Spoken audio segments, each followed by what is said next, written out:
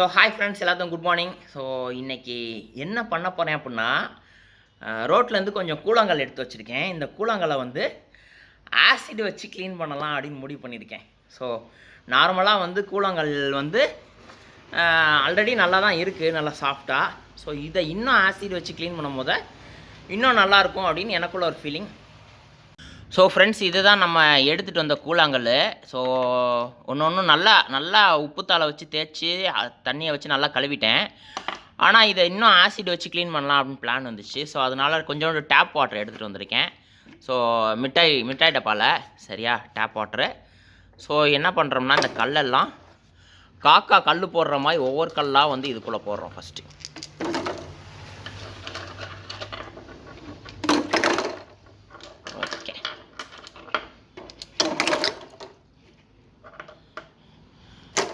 Okay, போட்டாச்சா? So இதோட reaction பார்க்குறதுக்கு ஃபஸ்ட்டு இந்த ஸ்டிக்கரை வந்து கிழிச்சிருவோம். ஓகே,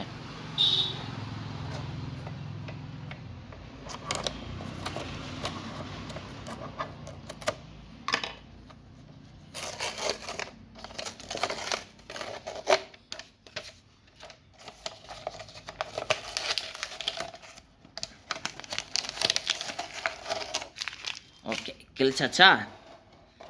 ஸோ தண்ணிக்குள்ளே ஃபுல்லாக கல் போட்டாச்சு. ஸோ நம்ம யூஸ் பண்ண போகிற ஆசிட் வந்து இந்த ஆசிட் தான். இதுதான் வந்து இந்த ஆசிட் தான் சரியா? ரொம்பலாம் இல்லை, ஜஸ்ட் கொஞ்சமாக. நான் ஆசிட் வந்து ரொம்ப டேஞ்சரஸானது, ரொம்ப பார்த்து யூஸ் பண்ணணும், அவ்வளோதான்.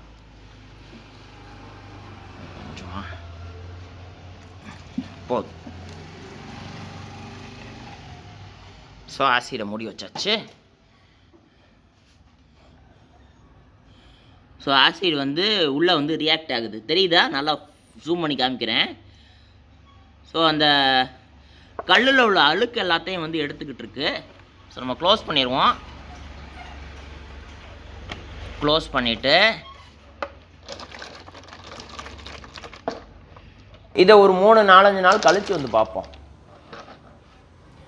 ஸோ ஃபைனலாக 3 நாள் ஆயிடுச்சு.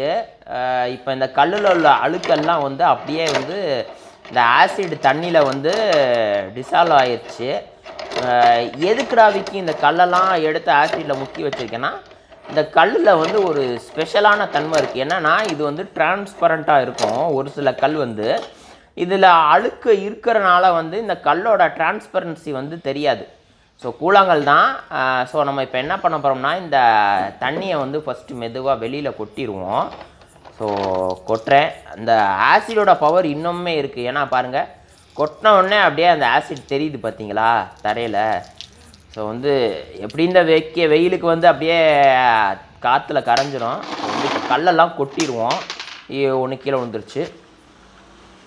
ஸோ இந்த கல்லெல்லாம் கொட்டி இதெல்லாம் ஃபஸ்ட்டு துணியில் தொடச்சிட்டு அதுக்கப்புறம் வந்து லைட்டு கீழே வச்சு எந்தெந்த கல்லெல்லாம் வந்து செலக்டட், எந்தெந்த கல்லெல்லாம் ரிஜெக்டட் அப்படிங்கிறது தான் பார்க்க போகிறோம். ஸோ ஃபைனலாக எல்லா கல்லையும் அந்த ஆசிட் தண்ணியிலேருந்து எடுத்து தொடச்சி ரெடி பண்ணி வச்சுட்டேன். இப்போ வந்து ஃபஸ்ட்டு ஒரு நோட்டு வச்சு நம்மளோட ஒரு ஸ்மார்ட் ஃபோனை எடுத்து அதில் ஃப்ளாஷ் லைட் ஆன் பண்ணிக்குவோம்.